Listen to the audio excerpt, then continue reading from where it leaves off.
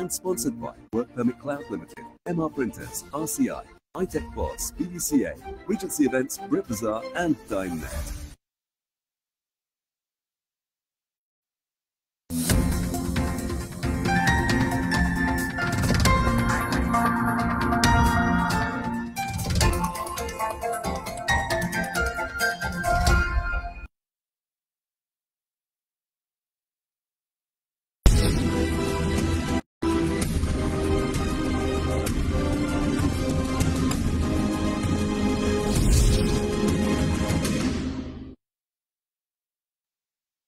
Good evening. Assalamu alaikum. আশা করি আপনারা সব টেলিভিশন সামনে ভিউয়ার্স ভালো আছেন আর ভালো থাকাতেই আমরা সব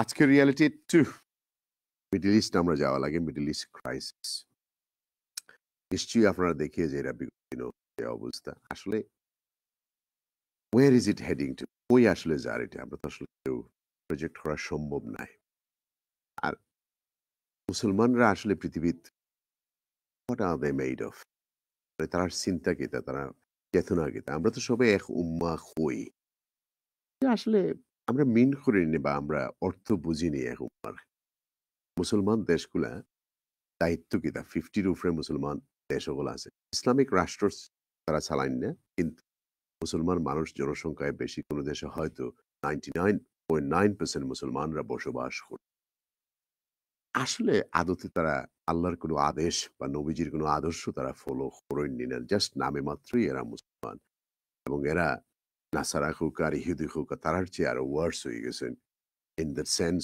অফ যে আল্লাহর কোনো আদেশ তারা মানেন না বা নবীজির আদর্শ হিসাবে ফলো করেন না আমরা কয়েকজন গেস্টরে ইনভাইট করছি তার লগে একটু আলাপ করবো আপনার লগে একটা ছোট্ট ডকুমেন্টারি দেখবো তার আগে আমার গেস্ট হল একটু পরিচয় করে দিই মিডল ইস্ট ক্রাইসিসের উপরে আমার হাতের বামে আছেন আপনারা one and only Akunji.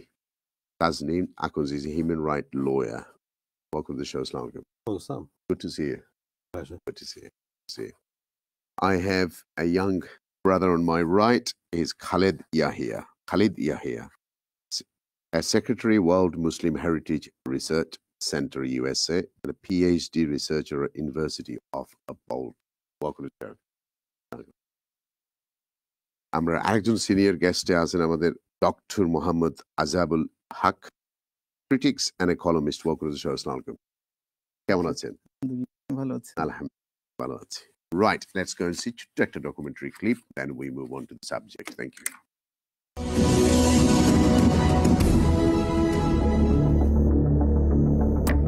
জ্বলছে পুরো মধ্যপ্রাচ্য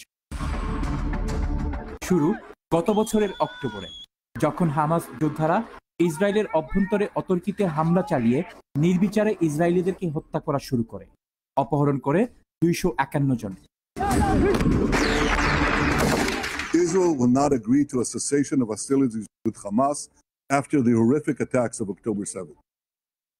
Calls for a ceasefire are calls for Israel to surrender to Hamas. The Bible says that there is a time for peace and a time for war. This is a time for war. গাজাতে হামলা ছিল অবশ্যম্ভাবী 40,000-এরও বেশি নিরপরাধ নারী পুরুষ আর নিষ্পাপ শিশুদের হত্যা করে ইসরায়েল সেনাবাহিনী সকল কূটনীতি অনুরোধ উপদেশ অগ্রাহ্য করে একের পর এক হামলা চালিয়ে এক সময়ের আধুনিক গাজা এখন ভুতুড়ে ধ্বংসস্তূপ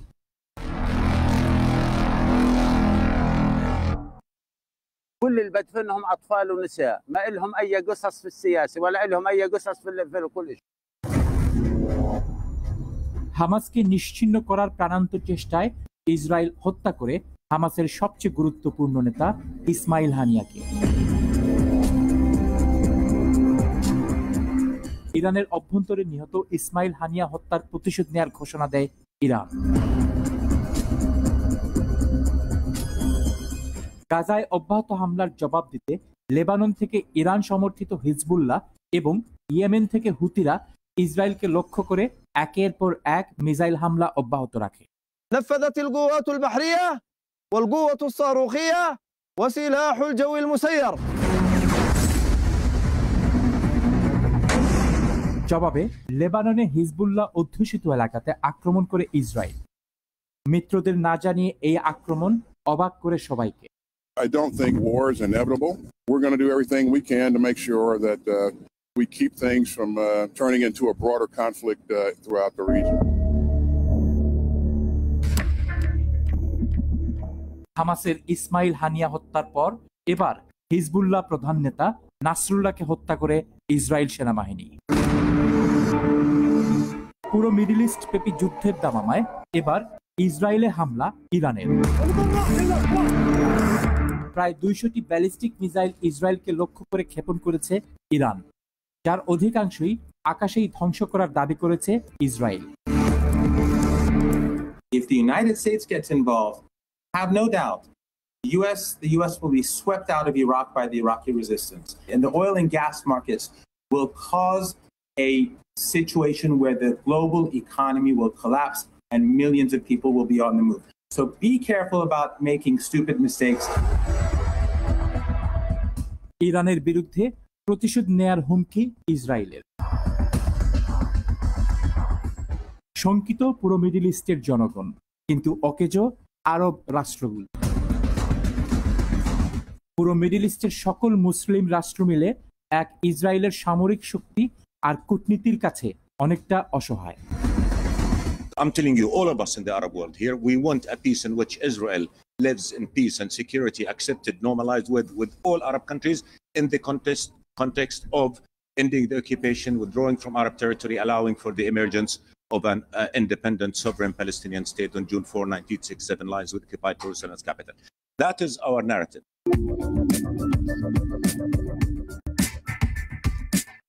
ভঙ্গুর অর্থনীতির ইরান ইসরায়েলের তুলনায় দুর্বল সামরিক শক্তি নিয়ে বারবার ইসরায়েলকে হুমকি দিয়েছে, কিন্তু শান্তি প্রতিষ্ঠিত হয়নি।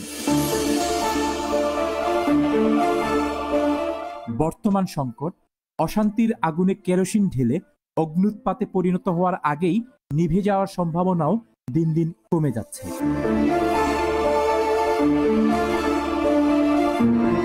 পৃথিবী আবর্তিত হচ্ছে কালো ধোঁয়াশার চাদরে। I again strongly condemn yesterday's massive missile attack by Iran on Israel. And these attacks, paradoxically, do nothing to support the cause of the Palestinian people or reduce their suffering.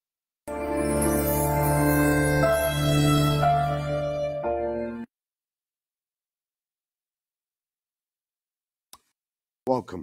ছোট্ট একটা ক্লিপ দেখলাম আমরা। Let's go to আমরা একটু আজকে আপনার কাছ থেকে শুরু করি। প্রথমেই মিডল ইস্টের ক্রাইসিস নিয়ে আপনি একটু বলুন আমাদেরকে, আপনি কি দেখতেছেন, কি অবজার্ভ করতেছেন, কি ফিল করতেছেন, কি হচ্ছে আসলে?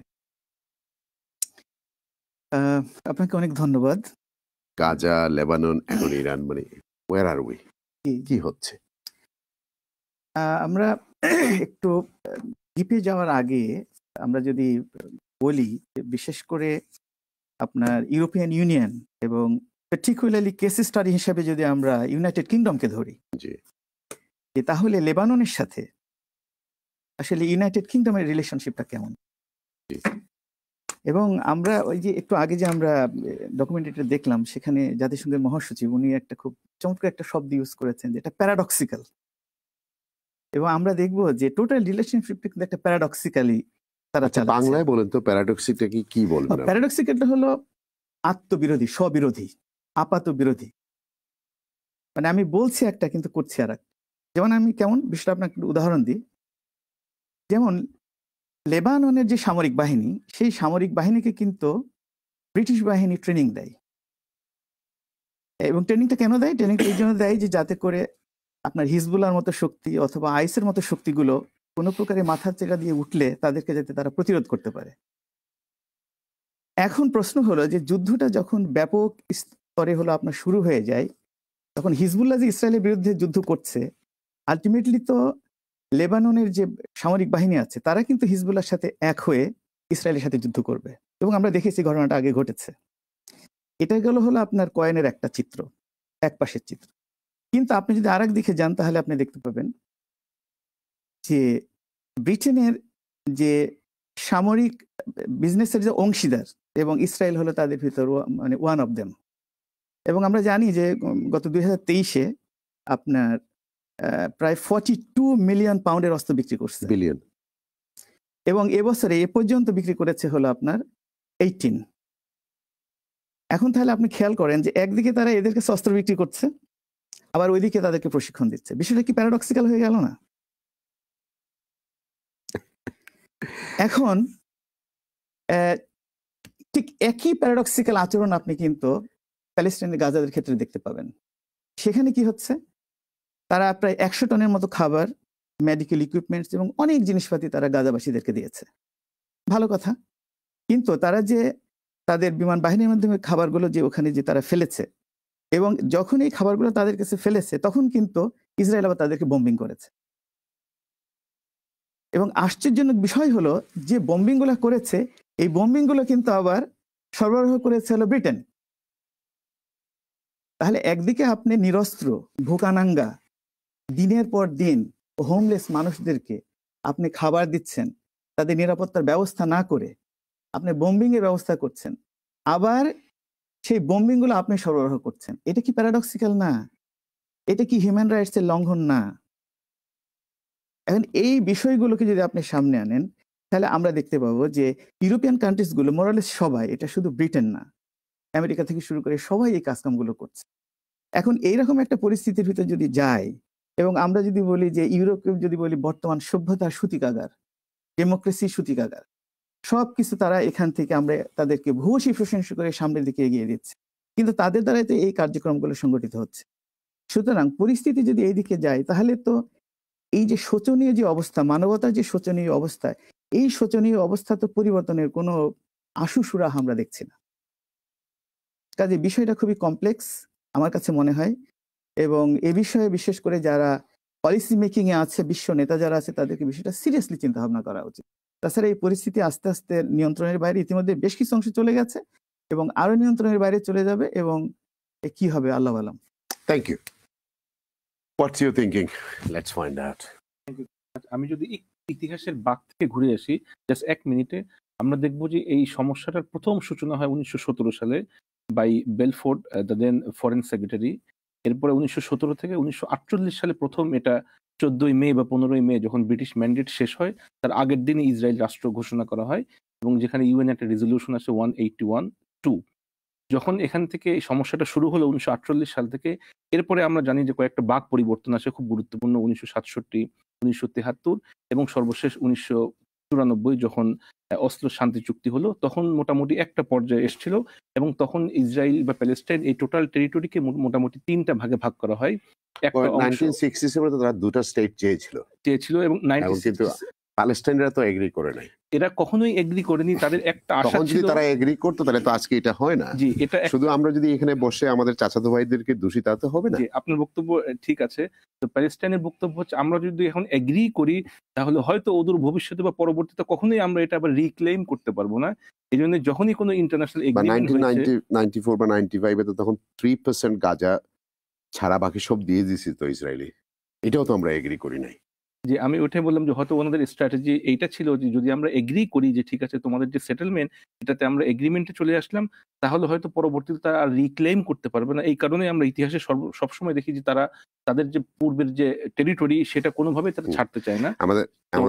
এরপরে রিসেন্ট পাস্টে যে সমস্যাটা শুরু হলো যে 7 অক্টোবর গত বছর থেকে, এবং সেখান থেকে বেশ কয়েকটা গুরুত্বপূর্ণ বিষয় ক্রোনোলজিক্যালি হয়ে গিয়েছে, এবং আমরা জানি যে একটা মামলাও হয়েছিল সাউথ আফ্রিকা যেটা করেছিল, সেখানে 5টা প্রিভেন্টিভ মেজার্স দিয়েছিল, কিন্তু আনফরচুনেটলি একটাও তারা কমপ্লাই করেনি, এবং বলা হয়েছিল যে এই ধরনের জেনোসাইড স্ট্রিক্টলি সেখানে যে কোর্ট থেকে যে ডিসিশনটা দেওয়া হয়েছে জেনোসাইডের যে এলিমেন্টস গুলো আছে সেগুলো পাওয়া গিয়েছে, এগুলো বলা হয়েছে।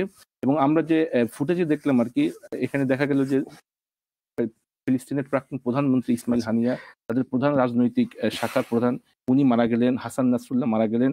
তো আমাদের বড় ভাই যেটা বললেন যে আসলে এখনকার যে অবস্থা যেখানে গিয়েছে সেখান থেকে আসলে এই কনফ্লিক্টটা কোনো একটা পিসফুল সেটেলমেন্টের দিকে আদৌ যাবে কিনা এটা একটা সন্দিহান, এবং হয়তো আমরা বিগত কয়েক মাস যাবত আলোচনা করছিলাম যে হয়তো একটা লং টাইম সিজ ফায়ারের দিকে হয়তো যাবে সিচুয়েশনটা। ঠিক আছে ভাই, সব বুঝলাম ইতিহাস।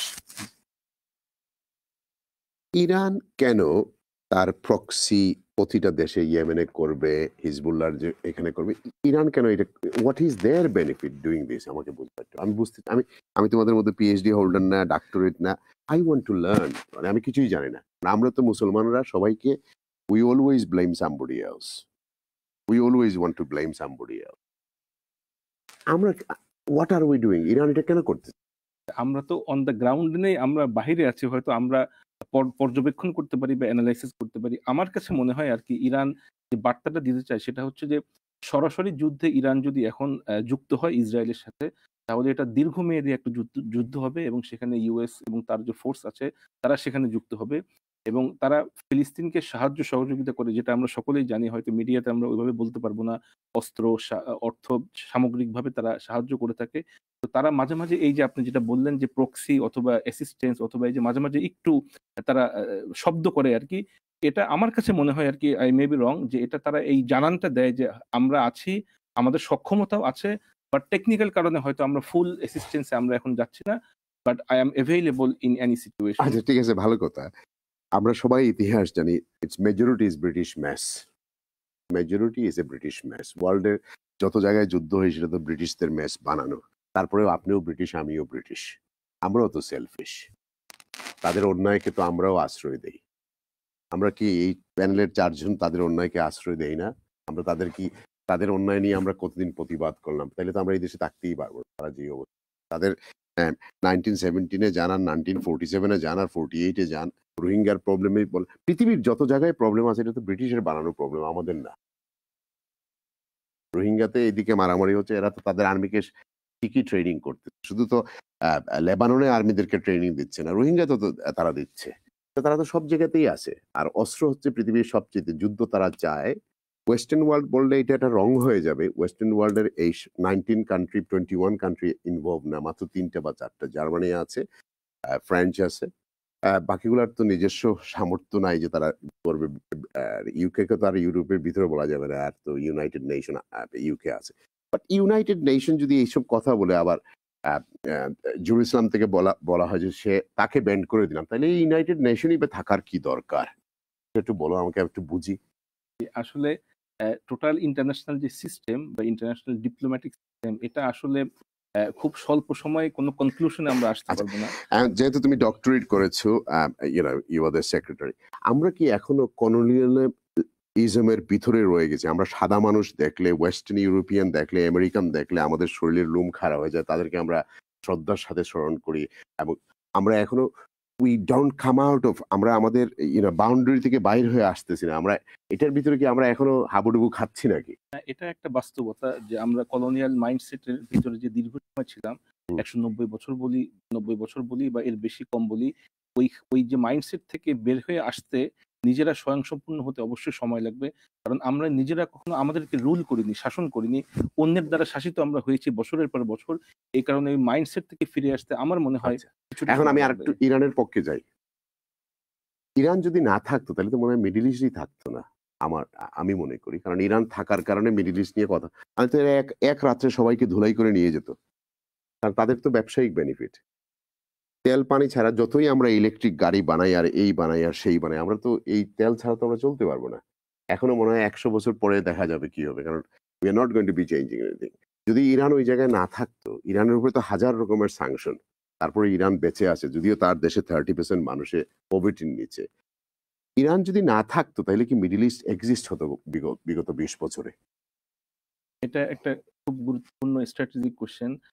ইরান মধ্যপ্রাচ্যে আছে, এইটা যেমন একদিক থেকে অবশ্যই বেনিফিট, আবার ইরানকে কেন্দ্র করে একটা জুজুর ভয় তৈরি করা হয়েছে। মধ্যপ্রাচ্যের যারা কান্ট্রি আছে, মুসলিম প্রধানত কান্ট্রি, তাদেরকে এই ভয়টা দেওয়া হয়েছে যে ইরান তোমাদের জন্য থ্রেট। তোমরা যদি ইরানকে বাদ দিয়ে বরঞ্চ ইসরায়েলের সাথে সম্পর্কটা ভালো করো। This is what the colonialism done. 5টা ছাগল থাকলে 5টা ছাগলকে ডিভাইড করা হয়। প্রথমে বলা হয় তোর কালার কালো, তোরটা সাদা, তোরটা ইয়েলো, তোরটা ব্রাউন করে। ছাগল 5টা এক জায়গায় থাকলে শিয়াল গিয়ে আক্রমণ করতে পারবে না। এই জন্য তো মিডল ইস্টের এই অবস্থা, তো এটা তো এরা বুঝবে। এই মুসলমানরা যদি না বুঝে তাহলে এদেরকে বুঝাবেন কিভাবে সেটা বলেন আপনি। না, আপনার প্রশ্নটা ঠিক, বাট আপনি যে ইন্ট্রোডাকশনে যে কথাগুলো বলেছেন, ওর রিয়ালিটি বা ওর রেশ এখনো এটা বহমান। ওই রেশ থেকে বের হওয়া আসলেই বের হওয়া তাহলে আসলে আমাদের লাইফ কষ্টকর। টাইমে আমরা দেখবো না নাকি, এটাই না, বলতে চাচ্ছি। অবশ্যই আমাদের আশা থাকতে হবে, আমাদের চেষ্টা চালিয়ে যেতে হবে, এবং এই চেষ্টাটাও হচ্ছে একটা এই মানে সফলতার একটা অংশ। এবং ইসরায়েল প্যালেস্টাইন এই যে ইস্যু, এটা যদি আলোচনার ভিতরে না থাকে, হুম। আলোচনার বাহিরে চলে যায়, তাহলে এই সংকটটা দীর্ঘায়িত হবে। এই জন্য সবসময় বিষয়টাকে আলোচনার ভিতরে রাখা, এটা আপনি আজকে যে বিষয়টা সিদ্ধান্ত নিয়েছেন, চয়েস করেছেন, এটা খুব গুরুত্বপূর্ণ একটা অংশ। এবং সামগ্রিকভাবে আপনি যেটা বললেন যে টোটাল ওয়ার্ল্ড পপুলেশন যখন এটাকে সিরিয়াসলি ডিল করবে, তখন হয়তো আশা করা যায় যে একটা পরিবর্তন, থ্যাংক ইউ। শান্তি আসবে। By human right lawyer, middle ইস্টের মানুষ কি আসলে হিউম্যান না? কারণ তাদের কি কোনো রাইটস আছে বা রাইট? কারণ তাদের যে সরকার, এদের এগেইনস্টে কিছু বলা যায় না। তো নিজের গভর্নিং বডিতেও তারা আমাদের মতো ফ্রিডম অফ স্পিচ নেই। But interestingly, Hamas was democratically elected, basically, which is better than can be said for any of the other Middle Eastern countries in the area. They all have kings. So the only democracy in the Middle East that was Muslim was Hamas. So, but many of the king was made by the British. Sure. South family, you name them, they're all made by the British. Jordanian, Jordanian king, he gives everything away. But anyway, my question Palestine is and Gaza has proved that there is no such thing as human. There is no such thing as international. That's what it's proved. Now, these debates happen at undergraduate level when you study international law, and there's a debate in the first few lessons as to whether it even exists or not. And I think sensible people even 20 years ago would have said the definition of law means that if you break a law, at least in theory, you'll be punished for breaking the law. But that definition doesn't exist in international law because they have a club of nations that are permanently able to give a veto. So one of the principles of law is that the king is subject to the law. If the king breaks the law, he himself will be punished by the law. But in the way international law is structured, the king, America, or the other big countries that can veto, they are simply not subject to the law. So it doesn't exist, in my view. It didn't exist 20 years ago, and it's been proven not to exist now. Right, let's go back to the subject. Where do you see what is happening in Lebanon? I'm not talking about Gaza. We've done many issues on Gaza, but Lebanon, it looks like things are moving now. Lebanon's a much more complicated issue for the rest of the Middle East because it's a sovereign nation which Israel has chosen to actually launch a ground invasion on very unsuccessfully so far. But that proves an existential threat to the other countries around them, particularly Jordan, even Saudi Arabia, and Kuwait, any of the countries around there. They now know that they are within the idea of Eretz Israel, the Greater Israel project. And Netanyahu hasn't hidden the fact that at every opportunity when he's shown what he believes Israel to be, he's shown maps of not Israel as it is now, but Greater Israel, which cuts into even Saudi Arabia, Lebanon, Syria, parts of Iraq as well. So the Arab nations that are around Israel are now getting quite nervous as to whether or not Israel right, will. Let me go into back. more details. Israel যত ভুল করে যুক্তরাষ্ট্র এখানে support করে, what is it? Why? Sorry, the countries around support them. No, England এখানে support করে, United Kingdom এখানে support করে. This is a colonial project. So if you look at colonialism in the past, England was very successful at genocide. It genocided the whole of North America, and it genocided the whole of Australia and New Zealand, pretty much. And they have successfully set up superpowers or first world nations there. Israel is the child of that genocidal sort of policy, and that's what they are doing in Gaza. But they can't do it on that level anymore, on that scale. And so they've got a problem. If you can't kill everybody, then how do you actually succeed? Because what Britain proved is you have to kill pretty much everybody before you can succeed in your project. So what they're doing is they're engaging in this theory of displacement, but they've already saturated Jordan with Palestine. Jordanian population is practically nearly 80% Palestinian. And Egypt is saturated to the point where they don't want to take anyone else on, and none of the other Arab do. So Israel's idea of displacement is coming up against quite a lot of pressure. Hezbollah is an opposition party in Lebanon. Why they just saying Hezbollah, but because all the normal সাধারণ মানুষ তো suffer করতেছে, it's not Hezbollah. Well, সাধারণ মানুষ is suffering. Hezbollah is part of the fabric of Lebanon. It's a terrorist organization which is classed that way in the US, other countries. But the vast Even majority, Hamas is classed as a terrorist. by the same countries. Yes. The rest of the world, most of the world's populations and countries simply don't class them. Even BBC had to apologize. Yeah, they did, yeah. They had to do apology because they did not say terrorists first. Everyone started grilling them. That's why they changed their tone. Sure, but the truth is that both those organizations, in the geography that they're in, are instrumentally woven into the fabric of infrastructure, both those areas. If you go to Lebanon, there will be hospitals that are run by Hezbollah. There are schools that are run by Hezbollah, graveyards. And in Hamas, it was the actual government of Gaza. So in order to come up with this narrative where there's an excuse to target a group, well, Israel quite happily, and Britain and America says that they target out of the script. Do you think Putin has anything to do with them? Oh, yeah, certainly. I mean, he's simply very recently advised all Russian citizens to leave Israel, of which there's like 1 million. So that certainly tells you that the Russian state and their apparatus thinks that the situation is about to escalate very significantly, to the point where their citizens in Israel are potentially not safe. In terms of Hezbollah and even with Hamas, of course, the material that's given to them by Iran comes from somewhere originally. And some of the sniper rifles that they have there, long-range weapons, they don't have any facsimile in Iran. So it appears that they would have come from a more. So where do you see all of this move heading to? Where do you see it? Where is it going?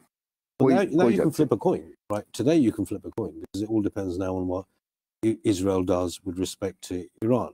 If Israel targets nuclear or refinery oil facilities in Iran, then we've got a regional escalation. Iran's not just going to target Israel; it's going to blame the Arab countries that are facilitating Israel's capacity. That's what they said. Mm-hmm. That's what they said. I seen BBC News last night. Iran clearly said if you facilitate, and they will facilitate, have to go over them now. And not just that. Also, I mean, when the Houthis were fighting with the Saudis in the 8-year war, that conflict came to an abrupt end, mainly because the Houthis developed drone capacity that could actually target Saudi oil fields, and they put a couple of those across the bow of a couple of Saudi refineries. So that's when that conflict came to an end, because that is an existential threat to Saudi Arabia. Okay, but where do you see this is going? Where do you think this is heading to? Are we going to have a serious mess? Are we going to have a third world war soon coming next few years' time? Well, I think it's going to de-escalate. That's the same, I guess. I think this phase will de-escalate. The Americans are very clear in that they've said for the first time that they're not going to support Israel if they target. But would Netanyahu listen to him, because Biden is half dead? 2 months left his regime, he's going to go. Trump might come in because, so... The problem with propaganda is that you end up eating your own vomit. So the Israelis have been pumping out quite a lot of propaganda about Iran being weak and what have you. Iran literally has just proven that they can target 1,200 kilometers they can do. Anywhere within Israel. And they might even have some, different fluid within themselves, They may have got it from North Korea. They may have got it from Russia. We don't know. Well, what they did use a couple of nights ago is hypersonic missile. Yeah, which are at Mach 15, is about 16. 1,200 miles. It goes 2,000 kilometers. Sure. So now and they got through the Iron Dome and their Falcon defense without any problem at all.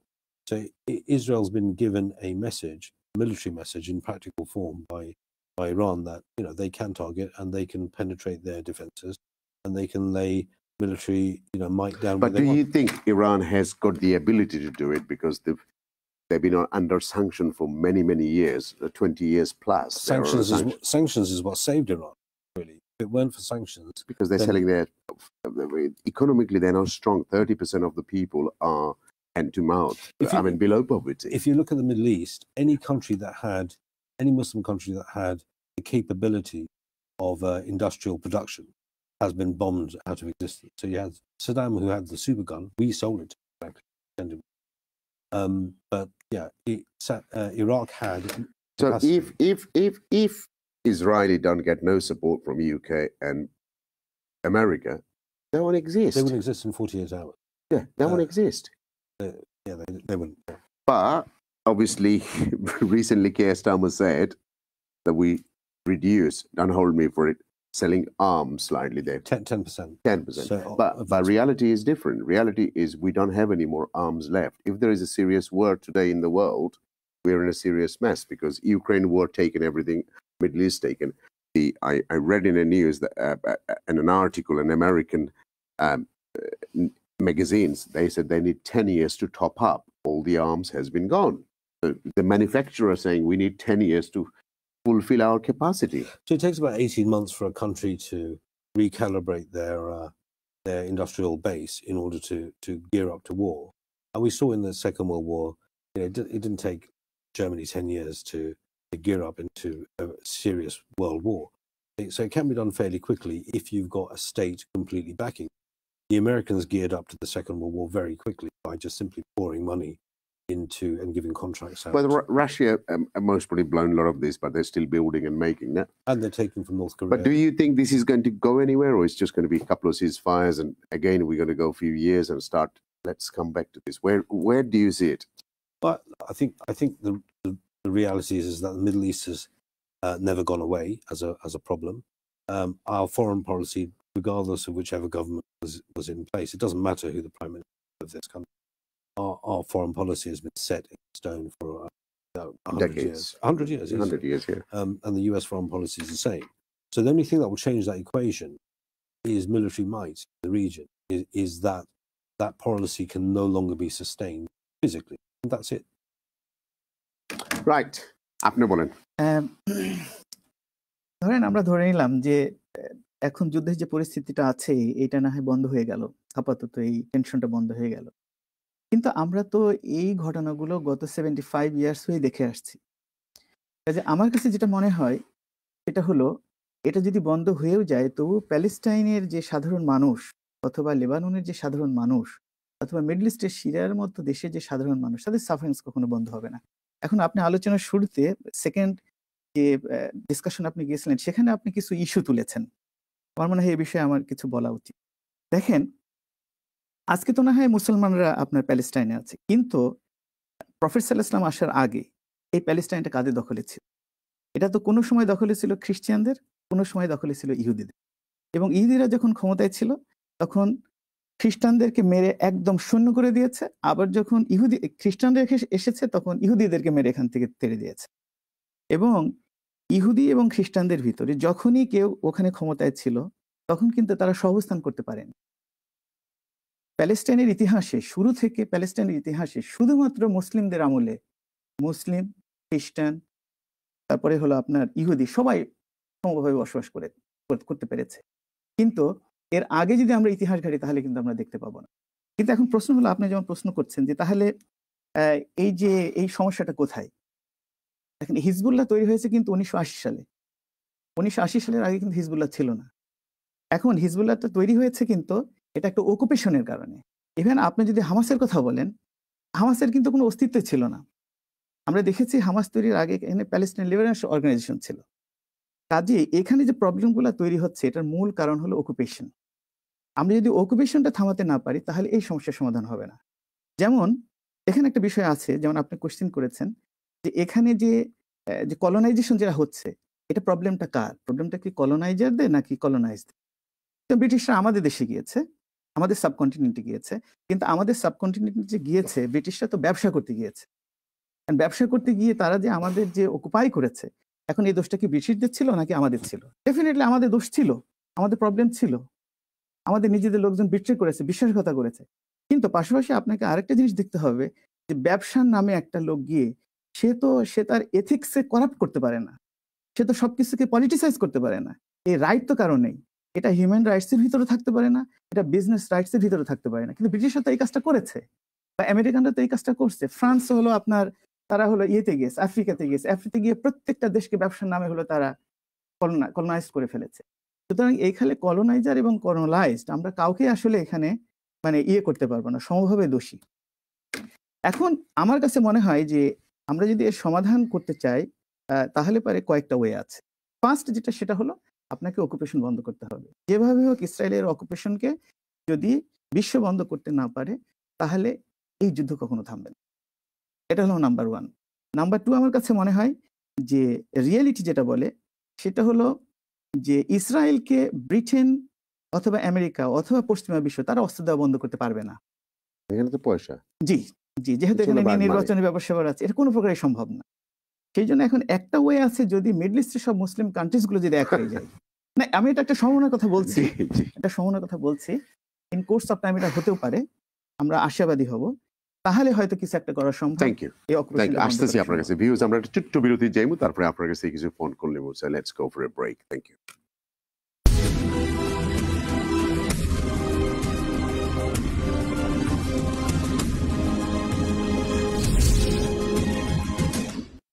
মাসালা Bazaar small হিতে 7 October থেকে 3 November পর্যন্ত চলবে মাসব্যাপী mega sale. মাছ, মাংস, তাজা শাকসবজি, chicken সহ নিত্য প্রয়োজনীয় সকল পণ্যে থাকবে মেগা সেল। তাছাড়া 100 পাউন্ডের কেনাকাটা করলেই পাচ্ছেন একটি গিফট প্যাক একদম ফ্রি। এছাড়াও প্রতি সপ্তাহে থাকছে রেফেল ড্রয়ের মাধ্যমে একটি ফ্রিজার জেতার সুবর্ণ সুযোগ। আমাদের রয়েছে বিশাল ফ্রি কার পার্কিং সুবিধা। তাই আর দেরি না করে চলে আসুন মাসালা বাজার স্মল হিতে।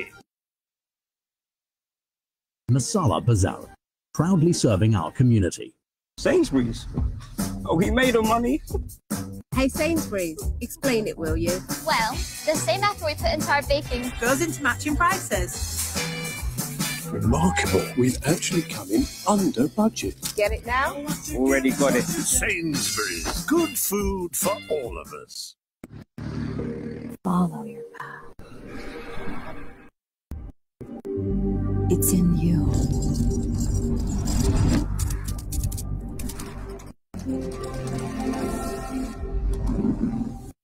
Your life goal.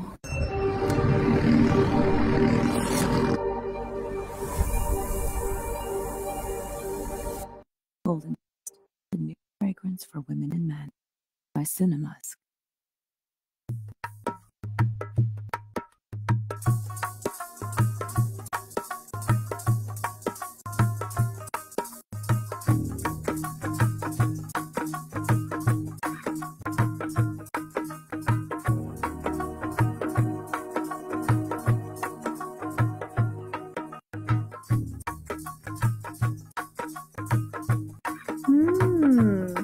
मिठाई तो होती ही निराला की है। ইউকে থেকে বাংলাদেশে টাকা পাঠাতে অতিরিক্ত চার্জ দিচ্ছেন?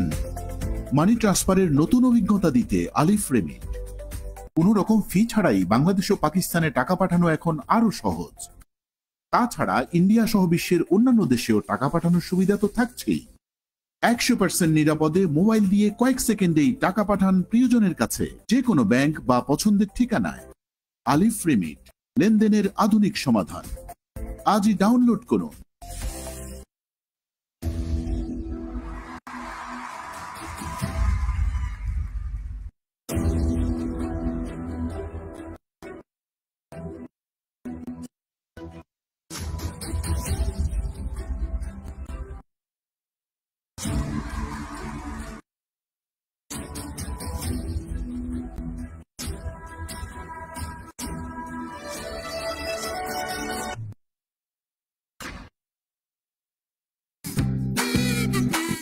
আবারও সেলফি নিরা রেস্টুরেন্ট তো খেসা বিজি জি আচ্ছা সেলফি নৌকা দিন 3বার 4বার 5বার সবার সেলফি নৌকা আমি তো মালিক আছি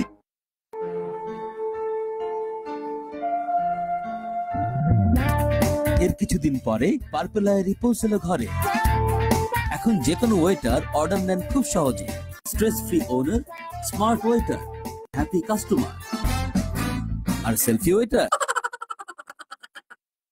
Get ready for a sensational evening at the 14th Asian Curry Awards 2024 and the prestigious ACF Gala Dinner. It is one of the most eagerly awaited events in the UK hospitality industry. Sunday, 17th of November. Join us at the iconic Grosvenor House Hotel in London for an extraordinary night of celebration. Witness winners receive awards from world-famous celebrities and government officials. Don't miss out on this incredible evening. Secure your place now. ছোটাপু ডাকছিস কেন? AN এক্সপ্রেসের কথা তোমার মনে আছে? মনে থাকবে না কেন? স্মার্টফোনে অনলাইন অ্যাপে আজকাল টাকা পাঠানো একদম সহজ, যে কেউ এটা পারে। উর্মি টাকাগুলো পাঠাই দিত। ওটা ফার্স্ট ট্রানজাকশনে no fee. ANExpress.com. They're a small school with a huge ambition. At London Enterprise Academy, we deliver fantastic sets of GCSE results every year. Based in Whitechapel, this school has small class sizes taught by excellent teachers in a safe and caring environment. I got all 7, 8s and 9s. I was really happy. I didn't think I would get that high. Well, আমার very good result করছে. Thanks to the school staff and also of her hard work. For admission in year 6, please call us today. London Enterprise Academy.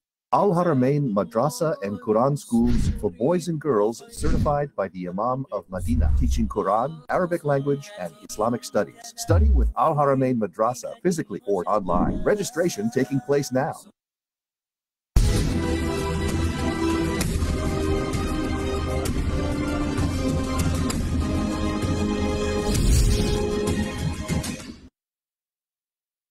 Welcome back. Right, let's go to you by we've been talking at to erekom sherekom. Going back to Iran. Iran তো তার নিজের দেশকে defence করতে হবে। Israel তো তাদের নেতাকেও মারল সিরিয়াতে আসার পরে। তো এইটা কি মানুষ দেখে না যে ইসরায়েলি কি করতেছে, তাদের সব বড় বড় নেতাদেরকে টার্গেট করে মারতেছে। তো ইসরায়েল তো তার নিজেকে ডিফেন্স করতে হবে না, না এরকম সে চুরি পরে বসে থাকবে? কারণ অনেকে বলা বলি করতেছে যে 200টা ছাড়ার কি দরকার ছিল, এই মাইকটা লাগানোর কি দরকার? কতদিন একটা মানুষ বুলি হবে? কারণ আমার কাছে মনে হয় যে ইসরায়েল বুলি করে ইরানকে সবসময়, এবং প্রপাগান্ডা চালাচ্ছে এই দেশে সেই দেশে, কারণ তাদের নিজেরই তো নাই। তারা কিভাবে সমস্ত মিডল ইস্টে আবার বাসস্থান বানাবে আমাকে বোঝান একটু। কথার সাথে আমি একমত। আসলে ইসরায়েল শুরুর থেকেই যেটা আমরা বলি যে ইরানকে পোক করছিল আর কি, যে এই যুদ্ধে জড়ানোর জন্য। বাট যুদ্ধে ইরান জড়ায়নি। এই ইভেন ইসমাইল হানিয়া মারা যাওয়ার পরেও তাদেরকে একটা প্রমিস দেওয়া হয়েছিল যে যদি তুমি ফার্দার অ্যাটাক না করো তাহলে হয়তো একটা long time ceasefire agree করা যাবে ইসরায়েলকে, এবং সেই আশায় আশ্বস্ত হয়ে কিন্তু তারা ফার্দার অ্যাকশন ইমিডিয়েটলি তখন যায়নি, এবং যার কারণে ইরানকে বিশ্বব্যাপী ক্রিটিসাইজ সম্মুখীন হওয়া লেগেছে যে ইরানের প্যালেস্টাইনের সর্বোচ্চ নেতার মৃত্যুতেও তোমার দেশে হলেও তুমি তাকে সিকিউরিটি দিতে পারোনি, এই জন্য তারা অনেক ক্রিটিসাইজের সম্মুখীন হয়েছে। তারপরেও কিন্তু আমরা দেখলাম যে 1 বছরে প্রায় 6 মাসের ব্যবধানে 2 বার যেটাই বলি আমরা যে হামলা করা হলো, এটাও কিন্তু ইতিহাসে প্রথমবারের মতো ঘটলো যে 6 মাসের ব্যবধানে প্রায় 2000 মাইল দূর থেকে ইসরায়েলে হামলা করা হলো, যেটা আসতে 12 মিনিট মতো লেগেছে আমরা দেখলাম আর কি। এটাও আমার কাছে সিম্বলিক হলেও আমি এখানে পজিটিভ কিছু ইম্প্যাক্ট দেখতে পারি আর কি। অন্তত যদিও মিডিয়াতে আমরা দেখতে পাচ্ছি যে ইসরায়েল এটাকে কোনোভাবেই, মিডিয়াতে তারা বলার চেষ্টা করেছে, কোনো রকম ক্ষতির সম্মুখীন হয়নি, তারপরেও আমার কাছে ব্যক্তিগতভাবে মনে হয় এই হামলার সিম্বলিক অনেক ইম্প্যাক্ট আছে, এবং এইটা মধ্যপ্রাচ্যে অন্যান্য দেশের ক্ষেত্রেও তারা হয়তো রিকনসিডার করবে। ইসরায়েল তো বলতেছে তারা একসাথে সব দেশে মারতে পারবে, একসাথে সবাইকে মারতে পারবে, সেই ক্যাপাসিটি হয়তো তাদের আছে। বাট যেহেতু ইরানের পক্ষ থেকে এটা করা হয়েছে, সিম্বলিক অর্থেও এর ইম্প্যাক্ট আছে, এটা আমি মনে করি। ইরান কি আসলে পারবে এদের সাথে কয়েক মাস টিকে থাকতে? তারা কি অর্গানাইজ এনাফ? আমরা তো ইন বিটুইন ইরানের রিয়ালিটি আমরা হয়তো সেভাবে জানি না, মিডিয়ার মাধ্যমে যতটুকু আমরা জানতে পারি। তবে দীর্ঘদিন ধরে আমরা যেটা জানি সেটা হচ্ছে যে Iran in terms of technological advancement, science এবং তাদের সেখানকার লেখাপড়ার মান, সায়েন্টিস্টদেরকে প্যাট্রোনাইজ করা ফ্রম দ্য স্টেট, এই কাজগুলো তারা দীর্ঘদিন থেকে করে আসছে। এরকম রিপোর্ট বা মিডিয়া রিপোর্ট আমরা দীর্ঘদিন ধরে দেখে আসছি আর কি। এবং তারা যে বার্তাগুলা মোটামুটি দিয়ে থাকে আর কি, সেই বার্তাগুলোর সত্যতাও আমরা বিভিন্ন সময় দেখেছি আর কি। তো আমার কাছে মনে হয় মধ্যপ্রাচ্যের অন্যান্য দেশের তুলনায় Iran in terms of capacity, in terms of power gaining, specially for the science and technological advancement. লেবাননে কি এখনো আমেরিকান বেস আছে না নাই? লেবাননে আমেরিকান বেস তো আছে, এখনো আছে, এবং সেখানে এবং এর পার্শ্ববর্তী দেশগুলো যে হুমকিটা দিয়ে রেখেছে যে যদি এসকেলেশন হয় হামলার, তাহলে আমরা ওই বেসমেন্ট গুলোতে অ্যাটাক করবো আর কি। এটাও ইউএস এর জন্য একটা, আমার কাছে মনে হয় একটা কাইন্ড অফ হুমকি স্বরূপ। তারা যদি এই সিচুয়েশনটা কন্ট্রোল করতে না পারে, only 5 weeks to the election, আমার কাছে মনে হয় যে। তাহলে আপনি তো আমাকে বিগিনিং এ বলেছিলেন যে ইরানটা একটু dangerous for whole middle east, আমার কাছে মনে হচ্ছে এটা পজিটিভ সাইন। না, এটা অবশ্যই পজিটিভ সাইন, আমি আপনার সাথে এগ্রি। বাট এই যে পাওয়ার গুলা তাদের কাছ থেকে মধ্যপ্রাচ্যের অন্যান্য দেশগুলোর কাছে ইরানকে একটা হুমকির মতো করে তুলে ধরা হয়েছে যে Iran is more unsecured than your actual enemy. এই মেসেজটা তাদেরকে দীর্ঘদিন ধরে। আচ্ছা, আমি যদি আর অন্যরকম বলি আপনাকে, দেখেন আপনারা তো অনেক রিসার্চ করেন, আমি যদি বলি যে ইরান শুধু শিয়াদেরকে সাপোর্ট করে মিডল ইস্টে, সুন্নিদেরকে না, তাহলে হবে না কথাটা? আহ, যদিও মধ্যপ্রাচ্যের মানে পলিটিক্যাল সিচুয়েশনটা একটু ডিফারেন্ট, বাট আমার কাছে আপনার এই ওয়ান সেন্টেন্স কনক্লুশনে আমি এগ্রি না। ঠিক আছে, মানে আমি তো এগ্রি করার জন্য কথাটা বলি নাই। তাহলে ইরান কাদেরকে ট্রেন করতেছে, কিভাবে বানাচ্ছে? আমার কাছে মনে হয় সামগ্রিক মুসলিম যে কনসেপ্ট, এই কনসেপ্টটাই মূলত ইরান কাজ করে দীর্ঘদিন যাবত। হয়তো আমরা আমাদের ন্যারেটিভ থেকে এটা বিভিন্ন আঙ্গিকে দেখে থাকি, বাট আমার ক্ষুদ্র অবজারভেশনে মনে হয় ইন টার্মস অফ মুসলিম এই আইডেন্টিটিকে বেস করে তারা মূলত মধ্যপ্রাচ্যের তাদের দীর্ঘ পরিকল্পনা বা কার্যক্রম পরিচালনা। ইরান তোমার যদি মুসলিম কোনো দেশ থাকে তাদের মধ্যে তারাই সবচেয়ে উন্নত। এখন তারা তাদের ড্রোনগুলা বিক্রি করে রাশিয়াতে, নর্থ কোরিয়াতে, মানে তারা কিছু বানাতে পারতেছে। আমরা তো জানি না। তারা যদি এতই নড়বড় থাকতো তাহলে তো আর 200টা ছাড়তো না, আর 300টা ছাড়তো না। এবং আকাশে আটকানো এক কথা, মাটিতে গিয়ে তো 30টা তো পড়ছে, এক্সপার্টরা বলতেছে 30, কিন্তু মিডিয়া থেকে কিছু পাওয়া যাবে না কয়টা মারা গেছে কয়টা উঠছে। ওটা তো আর এরকম না, কারণ এরা ইসরায়েলের ভিতরের কারবার। হয়তো ওইখানে গিয়ে 100ই মারা গেছে, কিন্তু খবর পাওয়া যাবে না কয়টা মারা গেছে। এই এখন 100টা মারার জন্য কি এরা গিয়ে আবার 100,000 মারবে নাকি, সেটাও তো একটা কথা। জি, এই জন্য আমি এই বিষয়টা এই জন্য বললাম যে তারা যখন অ্যাটাক করে তারা কিন্তু পূর্বে ইউএসএ কে ইনফর্ম করে ইন অ্যাডভান্স, এবং এইটার নিশ্চয়ই একটা কার্যকারিতা আছে যে তোমাদেরকে আমি ইনফর্ম করেই মূলত আমার সক্ষমতাটা আমি প্রকাশ করলাম। এবং তারা কিন্তু কোনো সিভিলিয়ানদের উপর নর্মালি অ্যাটাক করে না, তারা মেইনলি অ্যাটাক করে যে আর্মি যে বিষয়গুলো আছে, ইরানিয়ানরা তারা সিভিলিয়ানদের উপর নর্মালি জেনারেলি অ্যাটাক করে না। তো এইটাও একটা গুরুত্বপূর্ণ বার্তা যে in terms of human rights issues they are more protected. আপনারা কি মনে করেন যে এটা আরেকটু মেসি হবে, না এখানেই সমাপ্ত হয়ে যাবে? এইটা ভাই যেটা বললেন যে এখন ইসরায়েলের পক্ষ থেকে যে রিয়াকশনটা হবে এর উপরেই মূলত ডিপেন্ড করছে আগামী মাস অথবা আগামী 6 মাস অন্তত মধ্যপ্রাচ্যের অবস্থা কোন দিকে যাবে। আচ্ছা, এটা কি এটাও হতে পারে যে, আমি তো লেইম্যান, যে প্যালেস্টাইন থেকে মানুষের ফোকাসটাকে একটু দূরে নেওয়ার জন্য এটা? আমরা জানতাম যে এর আগেই যখনই ইলেকশন হতো, আমেরিকার ইলেকশন, মানে আমি ইসরায়েল কি আসলে প্যালেস্টাইন থেকে একটু এসকেপ করতে চাচ্ছে নাকি? গাজায় তারা তো ব্যর্থ হয়েছে। তাদের প্রধান টার্গেট ছিল যে গাজা থেকে সম্পূর্ণ তাদের ব্যর্থতা করবে, সেখানে তারা ফেইল হয়েছে। এটা কমপ্লিটলি ফেইলার। না, গাজা মানে হামাস তো বাইরে করা যাবে না। তাদের যে 251টা নিছিল, এটার মধ্যে 251টা তো করতে পারে না, 170টা করতে পারে নাই।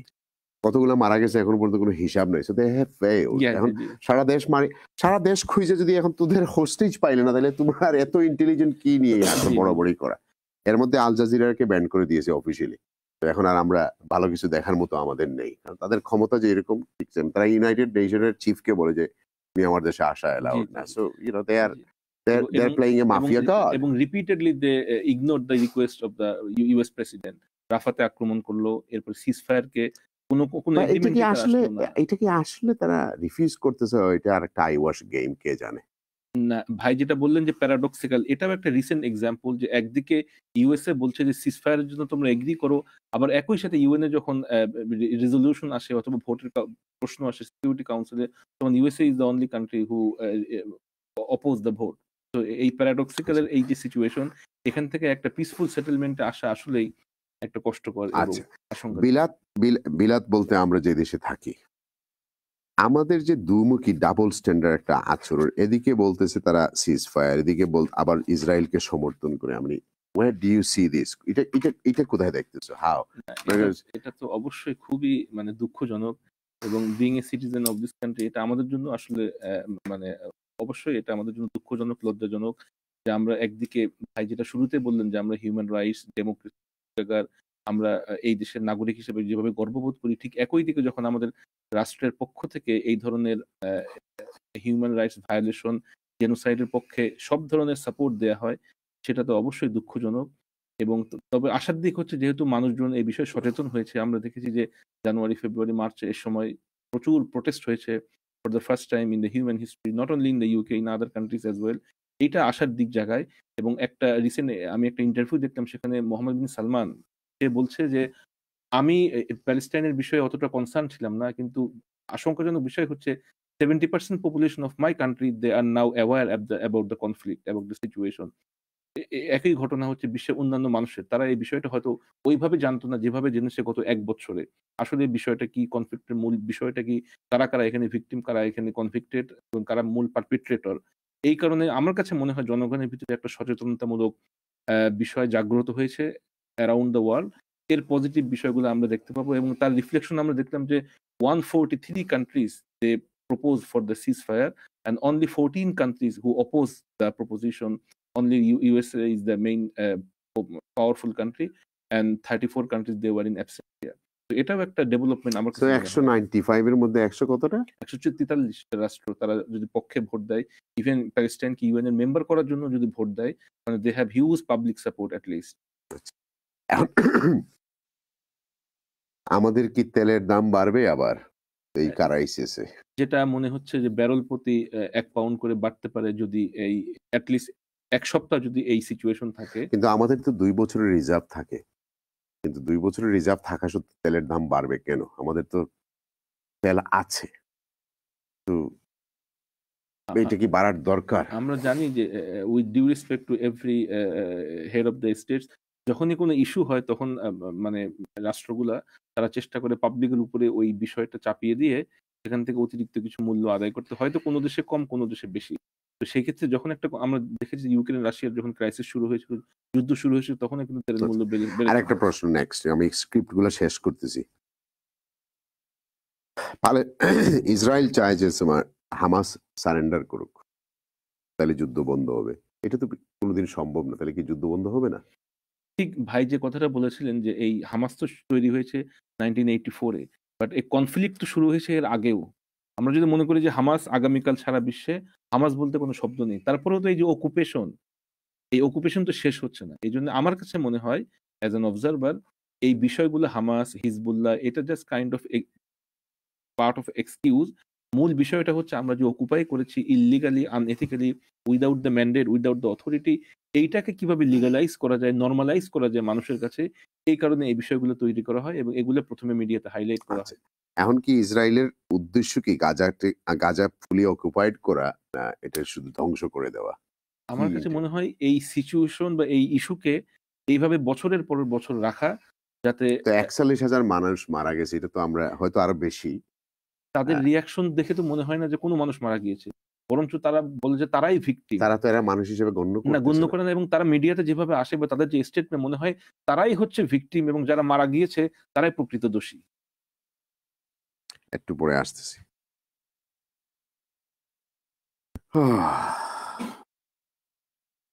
Where are we going to head to this? This discussion is not going to take us anywhere, are we?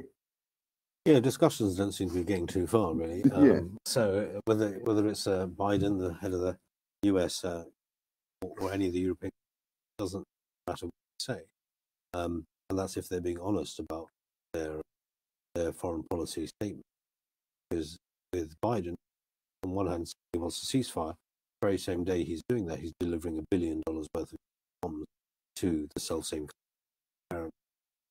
speaking against. So there's either a two-facedness there, or there are contradictory issues going on.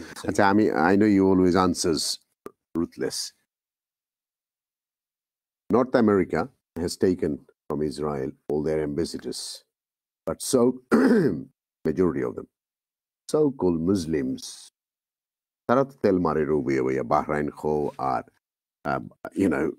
Morocco খো আর এরা তো সবর embassy ঠিকও আছে ইসরায়েলের, এত তো দেখার বাদে সম্পর্করে আরো নরমালাইজ করে ইজিপ্টে আবার খোর যে ইসরায়েলের স্টেট হিসেবে দেওয়া হয়েছিল। সো আমরা এই মুসলমান কান্ট্রি হইয়া কিতা করতাম? You're classifying it. They're not countries. We don't have countries. We have tracts of land where we have puppets who dance on string. So we can't expect them to say anything other than the puppet masters tell them to. Even still, British Raj শেষ হয়েছে second world ওয়ারের fourth, এখন পর্যন্ত এই puppet সকল কিতা পৃথিবীতে থাকলো, আমরা কিতা করলাম? What did we achieve? Well, the problem is that we have countries that were created to be dependent with right angle lines. And it's the same theory as to why the European economic zone was created, so that France and Germany would be dependent on each other economically, and therefore they won't war. But in the Middle East, there were these countries that never existed before were put together in order to be entirely dependent on foreign power and on foreign, and so we can't. So Brazil, তোমার গেছে কি, chilli গেছে কি, So Bahrain কেন যাইতে পারে না, Morocco কেন যাইতে পারে না বলে আমার এমবাসি দরকার, তুই মুসলমান মারবে। So for example, Jordan, that's a really good example. Jordan's got 3 days worth of grain, food. That's it. It's got 60% of its water comes from Israel, 90% is electricity. Right? Israel doesn't need to fight Jordan. They just need to switch the electricity on, and then they'll actually. Well, why? So why they couldn't make their own electricity, for God's sake? No, they could, but in part of these agreements, the Abraham Accords, they've agreed not to be dependent. So you have to wonder what sort of a leader agrees to that type of dependence. State Puppets. Well, exactly. So I don't look to them as leaders. Leaders will come when those governments. So you are telling me that this sort of problems is going to be remain where it is. It's not going to solve. This is a Punch and Judy show. Lots of puppets. There's no point listening to them. When they are swept aside, then there'll be leadership and country be drawn as a map. But how long do? Not in our lifetime. I don't know. I mean, you've seen governments recently Bangladesh evaporate overnight. Yeah, but that's also at the instigation of foreign powers as well. Yes. So it sort of depends on how much China and Russia want to play in somebody else's playground, really. But do you think the world is going to divide into 3 pieces now? I think Russia and the others are going to play a big power. I think America, Britain's going to play another power like that. I think we have people who are in power who are from a certain generation, and they grew up at a time when there was a Cold War, and they don't have much imagination. So they're reimagining a Cold War scenario. That's what starting BRICS as a separate and versus the US sort of segment side. It's all the same old idea. And unless there's a third force that really decides that paradigm is unacceptable to them, maybe the Chinese can balance side, then we'll end up in a situation where older men with older ideas find borders paradigm again. So in a simple word, we don't know what is going to happen. To Almighty knows the Biden best. doesn't know what's happening right now. He's the leader of America. So Biden don't know nothing at the moment. Right, let me come back to you guys. Let's see who's on the line. Hello, assalamu alaikum. Let me take few phone calls. Hello, assalamu alaikum. জি ভাই, আলহামদুলিল্লাহ।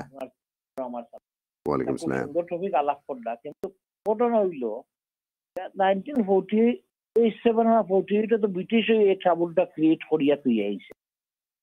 কিন্তু আমরা তো মুসলমান দেশ সকল আছে, নামে মাত্র আমরা মুসলমান, নামে তো আমরা কিচ্ছু করি না। এই ফিলিস্তাইন জীবনে তো স্বাধীন হইতো না, বাস্তব যেটা। আর এই স্লটারিং হইতে আছে আপনার ইনোসেন্ট মানুষ সকল মরে, কোনো মুসলমান দেশে হইয়া তো কিছু করে না। ডু অর ডাই যদি করার চেষ্টা করতো, যে মানে ছোট এক দেশ, just get together and wipe them out, এরকম একটা সিচুয়েশন হলো তো ওয়ার্ল্ড একবার দেখলো না যে where we stand, why can't we do. খালি তো বড় বড় কথাও না। জি, আমরা আসলে প্রোগ্রামে এগুলো আলাপ করছি ভাই। বেসিক্যালি দ্য মিডল ইস্টের মেজরিটি কান্ট্রি আসলে ইন্ডিপেন্ডেন্ট নাই, তারাও বেশি দোষে যাইতো না, কারণ তারা সবার উপরে big brother is watching them and telling them what to do. And আসলে তো আমরা বৃষ্টিওর তোমার প্যালেস্টাইন বৃষ্টিওর, আর আমরা সাত্তি লন্ডন ধরলে তো খামাইতো নাই, সাত্তি আমরা হনো গিয়া ধরতে হইব। আর হিনোর মানুষরা যদি না ধরে, আমরা যতই গবেষণা করি না কেন খামাইতো নাই। Because America and Britain, European country, তারা যেটা ডিসাইড করে ওটা হইব। And that's how it is. রাশিয়ার দেখো যুদ্ধ থাকি তেল, অনেক মানুষ রিসেন্টলি বিলিয়নিয়ার্স হয়েছেন, অ্যান্ড দ্যাট ইজ বিকজ এই অয়েল অন্য দেশে যায়, হনো গিয়া রিফাইনারি স্টিকার লাগে আবার ইউকে দিয়ে ঢুকি যায়, শেষ that still making money, they became billionaires. So ব্রিটিশের তেলের দরকার আছে, আমেরিকার দরকার আছে, আমেরিকার যদিও কিছু আছে, বাট মানে আল্লাহ লাগে এর আছে, কারণ তেল তো আর ইতারে দিছুন না, আমরা কাছে দিয়ে রাখি দিছুন। তো ইতার লাগি এই অবস্থার মাঝে আছে। বাট ফ্যাক্ট হলো যে আসলে ওয়ার্ল্ড তো আসলে আমরা উই আর ভার্জ অফ একটা সিরিয়াস কিছু, কোন সময় হইব no one knows, because I think is out of control. I am not an expert, আমি মনে করি আউট অফ কন্ট্রোল। আর আমরা যে চিন্তা শক্তি আছে আসলে এগুলা কার্পেটের নিচে, এটা অনেক বড় বড় পলিসিগতভাবে উপর থেকে এটা গেম খেলা হয়। আমরা এই লেভেলের চিন্তাও নাই, আমরা এই চিন্তাতেও গেছি না কার কি বেনিফিট হইব। হয়তো হয়তো আস্তে একদিন দেখা যায় প্যালেস্টাইন ইউনিয়নের মাঝে তোমার সুইচ ক্যানেল একটা হয়ে গেছে, কারণ আপনি যখন অন্যান্য এক্সপার্ট হলোর অপিনিয়ন শুন বা একজনের অপিনিয়ন আছে, ইউ জাস্ট ডোন্ট নো, একমাত্র আল্লাহ ছাড়া কেউ জানে না। Anyway, thank you for point call. Let's see next caller. Hello, আসসালামু আলাইকুম। আসসালামু আলাইকুম। জি, আপনি অডিও না কমাইলে আমরা শুনতে পারলাম না, সরি। জি, আসসালামু আলাইকুম ভাই। জি ভাই বলুন। জি, আসসালামু আলাইকুম। ওয়ালাইকুম আসসালাম। অত্যন্ত ইম্পর্টেন্ট এবং একটা এই মুহূর্তে চলছে এমন একটা বিষয় নিয়ে আলোচনা করছেন, এর জন্য ধন্যবাদ জানাচ্ছি। প্রশ্ন ছিল যে ইসরায়েলকে থামাবে কে? To the best of my understanding পৃথিবীতে একমাত্র আল্লাহ ছাড়া আমার মনে হয় না কেউ ইসরায়েলকে থামাতে পারে। যদি আমেরিকার দিকে দেখেন তাহলে পরে যারা সেখানে আছে, যে সেই এইপ্যাক যারা আছে, তারা ট্রাম্প তো বলবে যে ওখানে নিউক্লিয়ার বম্ব মারো, আর they all stand with Israel, number one. যখন যখন যখন হুথসিদের ইরান সাপোর্ট করে তখন বলা হয় ইরান ব্যাকড, কিন্তু যখন আমেরিকা, জার্মানি, ইউকে যখন সাপোর্ট করে ইসরায়েলকে তখন কেউ বলে না যে এই সমস্ত কান্ট্রিজ ব্যাক ইসরায়েল, এটা কেউ বলে না। আপনি যদি আজকে রাজনীতির দিক থেকে দেখেন, আমি বসে চিল্লাতে পারি অনেকক্ষণ, বাট যারা দেশ চালাচ্ছে, যেমন ধরুন কনজারভেটিভ চারজন লিডার যারা আছে, তার মধ্যে দুজন হচ্ছে তাদের একেবারে তাদের হয়তো ইসরায়েলি পাসপোর্টই আছে কিনা আমি জানি না, তাদের থাকতে পারে as far as I am concern. তো কে থামাবে? যদি কামালা হ্যারিসকে দেখেন, তিনি নিজে একজন ইহুদি। আমি ইহুদি হওয়া আমি বিপক্ষে না, কিন্তু তাদের যে সাপোর্ট আছে ওই দেশ, কেউ ওই দেশকে থামাতে পারবে না। তারা যা করবে সেটাই লেজিটিমেট, এবং তারা যা কেউ বিরুদ্ধে কিছু করলে সেটাই ইলেজিটিমেট, এটাই তারা সবাই বলবে। আর ওই এক ভাই বলেছিলেন যে দেখুন মানে পৃথিবীটা কিভাবে যাচ্ছে, যে কি বলে যে ইসরায়েল একটা ডেমোক্রেটিক কান্ট্রি, ওই যে হামাস তারা কিন্তু নির্বাচন হয়ে আসছে, যারা নির্বাচিত হয়ে আসে, like Nelson Mandela, he was a terrorist once upon a time. একইভাবে হামাস হচ্ছে terrorist group, Hezbollah terrorist group. কে বলছে if you are a patriot in any country and if you rise up for your country and against the West, you could be a terrorist in their eyes. So it doesn't work. So media is controlled by them. So you never can win with them. You never can. আমার মাঝে মধ্যে মনে হয় কি, আমেরিকাকে কে চালায়? America নিজে নাকি? তাই এদের কেউ থামাতে পারবে না, শুধুমাত্র যদি আল্লাহ নিজে না থামিয়ে দেন। Thank you. May Allah make it easy for us. আমিন।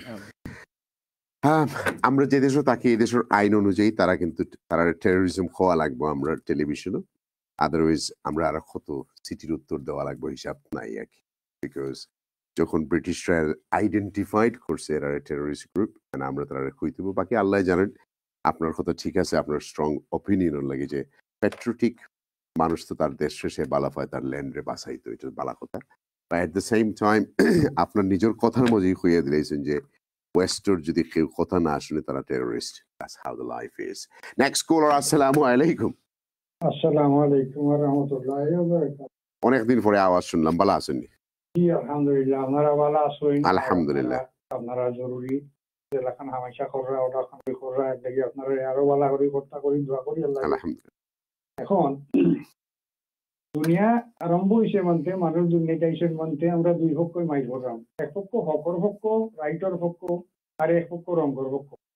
এখন রঙ্গর পক্ষে কয় কিতা জানেন, রাইটর পক্ষ যারা হেরা রং, রাইটর পক্ষে কয় আমরা তো জানি আমরা রাইট, আমরা রঙ্গর পক্ষে আমরা চেষ্টা ওই লগি দুইটা আসল মাইলর মূল কারণ। এখন এই মূল কারণের মাঝে আমরা যদি দেখুন স্বার্থটাই লগি সব থেকে বড় জিনিস। তখন হাবিল আর কাবিল তারা দুই ভাই, এক বাপ এক মা, দুনিয়ার তখন আর কেউ আসবে না, তখন তারা দুই ভাই মাইল করলা কিতা লইয়া আমার পছন্দ আর আপনার পছন্দ, আপনি যেটা পছন্দ করেন, আপনার লাইফস্টাইল আপনি পছন্দ করেন, আপনি এটাকে বাঁচাই রাখবার লাগি চেষ্টা করবা, আমার লাইফস্টাইল আমি পছন্দ করি, এটারে আমি বাঁচাই রাখবার চেষ্টা করলাম। এই যে কারণ ওটা হইল আসল মাইলের উদ্দেশ্য। এখন ওয়েস্টার্ন আর ইস্টার্ন মাইল নাই, মাইল হইল গিয়ে হক আর বাতিলর মাইল। এখন হকর এই বাতিলর মাইলের মাঝে ওয়েস্টে এখন বর্তমান যারা আসেন তারার কত হইল যে যদি যুদ্ধ থাকে না, আমরা পয়লা নম্বর ইনকামের নাম হইল অস্ত্র বেচা। আমরা অস্ত্র বেচমা গেছে, আর পেট্রোল ছাড়া যেহেতু আমরা চলতাম পারি না, পেট্রোল ভাই দিছো নিশ্চয় কিছু মাইছে, তারা যদি আমরা দাবাইয়া না রাখতাম পারি তাইলে তো আমরা তার কাছ থেকে পেট্রোল আনতে পারতাম নাই। আমরা তারা পেট্রোল আনবো আর এই বাইদি তারা অস্ত্র দিব। এখন মাইল যদি দুইটার মাঝে না থাকে, আপনি তো একটু আগে কইছেন সুয়েজ ক্যানেলের বাদে আরেকটা ক্যানেল যদি ভাই নাও হয় তাইলে তো দেখা যায় যে এই ভাই দিয়ে আপনার ইউরোপ জিনিসপত্র আইতে অনেক ঘোরাফেরা লাগে, তাইলে তো এই ভাই দিয়ে আর একটা ক্যানেল বানানি দরকার। আর 56ও মারিয়া বিদায় করে দিলে ইসলাম মিশরের কাছটা কি কিতা ব্রিটেনে বদলা লইতাম না। আমি যখন পারি না তোমার বড় মামু আমেরিকার কাছটা কি গিয়া মাথা ইয়া মারাইতাম না। এখন এই সমস্ত জিনিস পরিষ্কার সবে জানুই এনে ওর কিতা ওর এখন ভবিষ্যৎ কি তৈব, আর ইসরায়েলটা কেউ থামাইতে পারবো নি। ইসরায়েলটে আমেরিকায় থামাইতো নাই, ব্রিটেনে থামাইতো নাই, ইউরোপে থামাইতো নাই, কেউ থামাইতো নাই। আমেরিকারে দেখো আমি দেখলাম যে ইরানের থামাইবার ক্যাপাসিটি নাই। Thank you. Thank you after strong comments, but thank you. Next caller, please. Ashtesi bhai. Assalamu alaikum. Assalamu alaikum.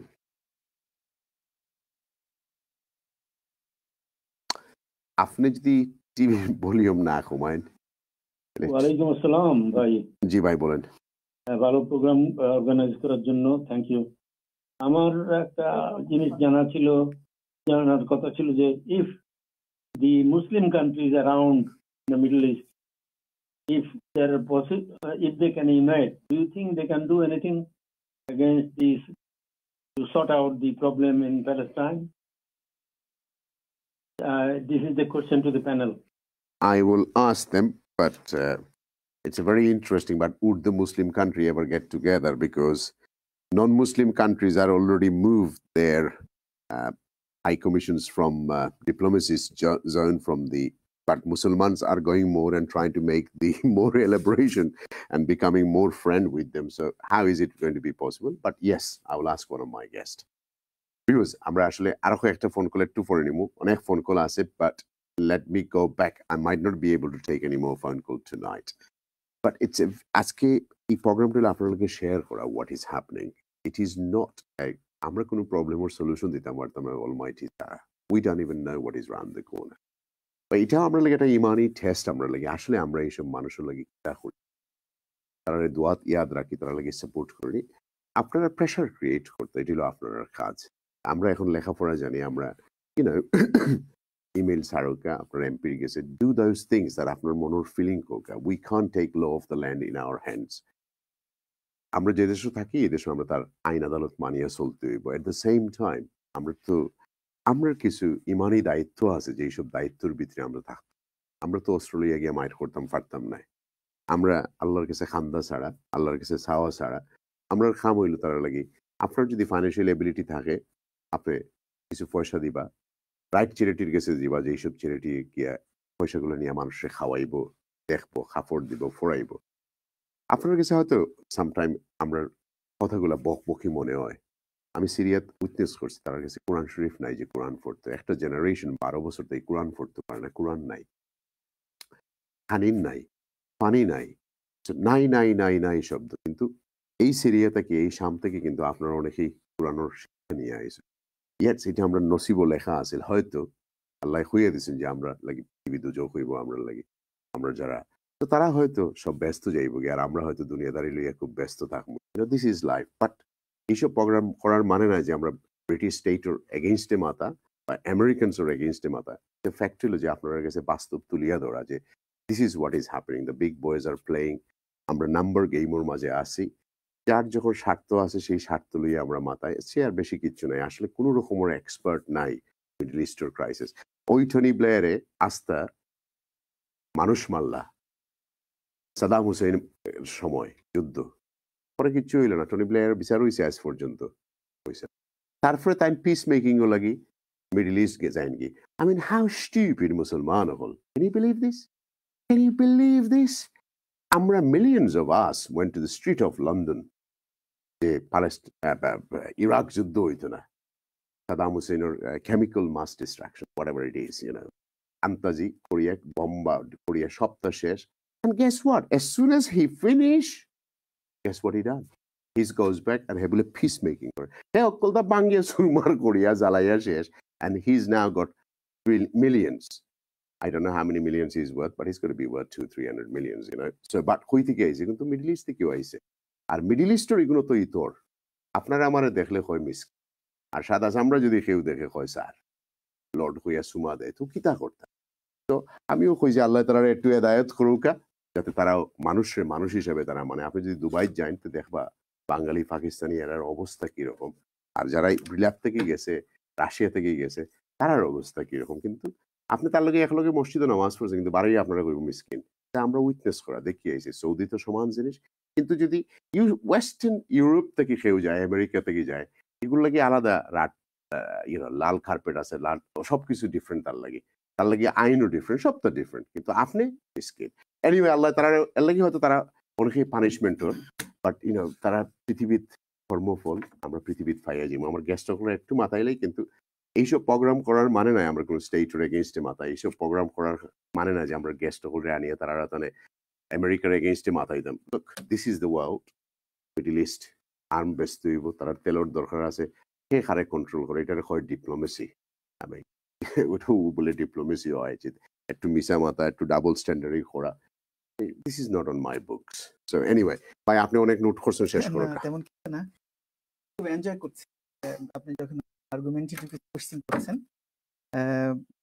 Definitely আপনি যেটা বলেছেন এটা আসলে একটা ক্রিটিক্যাল ডিসকাশনস। আমরা মানে আয়না দিয়ে দেখছি সবকিছু, মাইক্রোস্কোপ দিয়ে।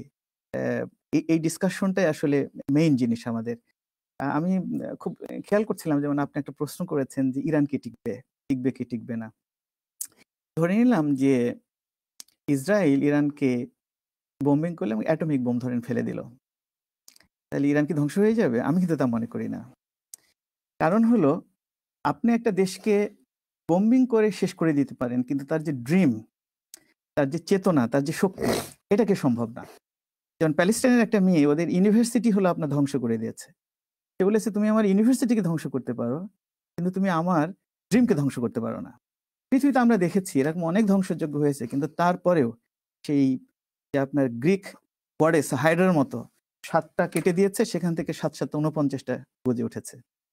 এই জন্য তারা যত অত্যাচারই করুক, এটা সম্ভব হবে না আমার কাছে যেটা মনে হয়। আরেকটা প্রশ্ন আপনি খুব সুন্দর প্রশ্ন করেছেন যে ইরান কি শুধু শিয়াদের সাহায্য করে, বা এটা কারণটা কি? আমার কাছে এটা মনে হয়েছে যে এখানে শিয়া সুন্নির ব্যাপারটা না, ব্যাপারটা হলো ইরানের অস্তিত্বের লড়াই। আপনি একটা কথা চিন্তা করেন যে প্যালেস্টাইন যদি ইসরায়েল দখল করে নেয়, হিজবুল্লাহকে যদি ধ্বংস করে দেয়, তাহলে ইসরায়েলের আর এখানে চাওয়ার বাকিটা কি আছে? মিডল ইস্টে অন্যান্য যে সকল দেশগুলো আছে তারা তো সবাই পাপেট, পরিপূর্ণ পাপেট। সুতরাং এগুলা না চাইতে তো ইসরায়েল পেয়ে গেছে। তার মানে হিজবুল্লাহ যদি ধ্বংস হয়ে যায়, প্যালেস্টাইন যদি অকুপাইড পুরোপুরি হয়ে যায়, এখানে আসলে একমাত্র ইরানই আছে যে হলো এদের এগেনস্টে চলে যাবে। যার কারণে ইরান সর্বোত্তভাবে চাইবে যে হিজবুল্লাহ এখানে টিকে থাকুক এবং প্যালেস্টাইন এখানে টিকে থাকুক। কারণ প্যালেস্টাইনে এখানে সুন্নি থাকলো কি শিয়া থাকলো, এটা বড় ব্যাপার না, এটা তাদের অস্তিত্বের লড়াই, আমার কাছে যেটা মনে হয়।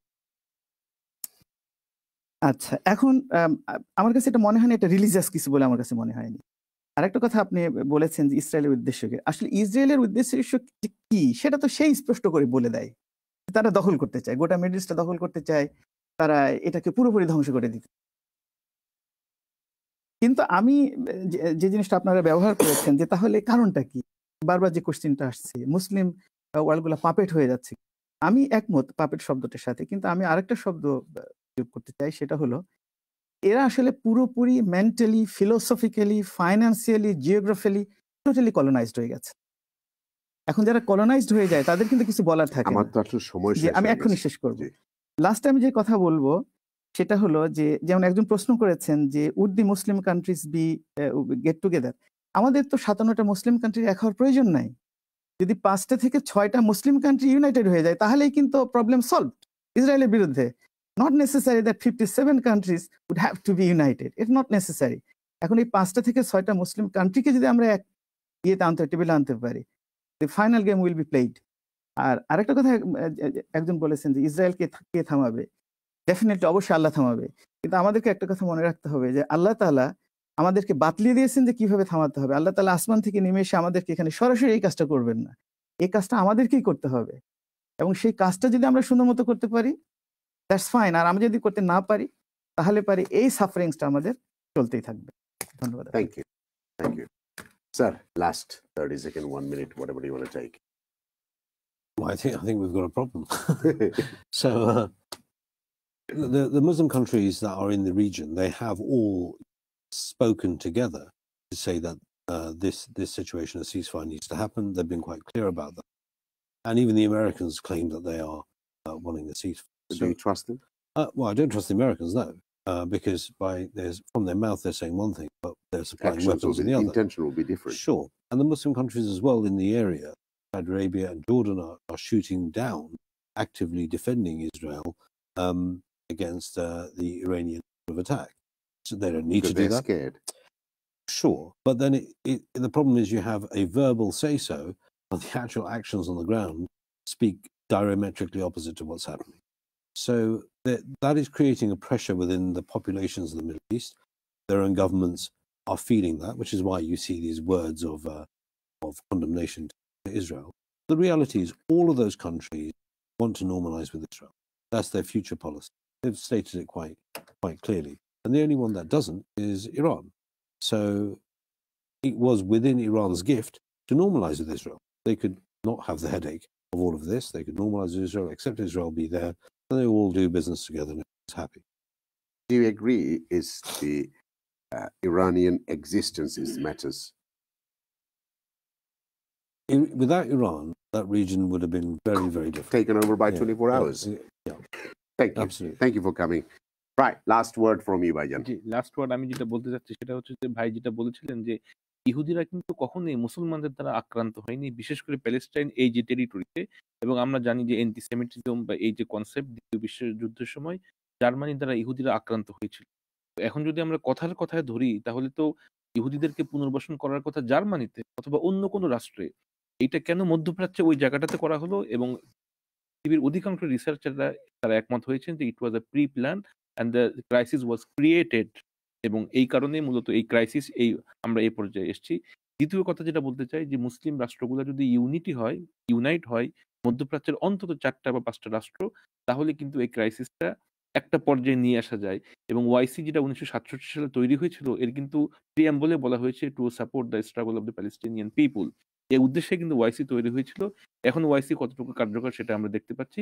তবে আপনি যেটা খুব চমৎকারভাবে বললেন যে আমাদের দায়িত্ব হচ্ছে প্রেশার গ্রুপ হিসাবে এমপিদেরকে ফোর্স করা, তাদেরকে ইমেইল করা এবং এই বিষয়টাকে জীবন্ত রাখা, যেন অদূর ভবিষ্যতে এর একটা পিসফুল রিজলিউশন আমরা আমাদের জীবনে দেখে যেতে পারি। Thank you. ধন্যবাদ। ভিউয়ার্স, আগামী সপ্তাহ হলো আমরা একটু ইউকেত poverty 49% poverty in Pakistani community and 53% in Bangladesh. I find hard to believe this. আমি বিশ্বাস করি না, কারণ আমরা যদি এখনো আমরা বাচ্চান্তর হক নিয়ে বাংলাদেশে ইনভেস্ট করি, এটা রং। বাচ্চার প্রতি যদি আপনারা ইনভেস্ট করতে পারেন না, বিকজ আমরা যে দেশে থাকি আমরা সোশ্যাল সিকিউরিটির মাধ্যমে আমরা বেসিক ফুলফিলমেন্ট হয়। নিশ্চয়ই আমরা we don't know how to manage our money. Otherwise, why 53% of the Bangladeshis are below poverty? That's a surprising report বাড়িছে, and 49%. Yes, বাফতাদা যখন আইসা তখন বাড়িতে গরিবই আছে, বাট নাও আপনার ফার্স্ট প্রায়োরিটি হলো আপনার বাচ্চাদের তার ব্যালেন্স শিক্ষা দেওয়া, তার ব্যালেন্স ডায়েট দেওয়া, balance খাওয়ানি। So we need to talk, আমরা আগামী সপ্তাহে আমরা একটু পভার্টির দিকে যাইব। কেন পভার্টি?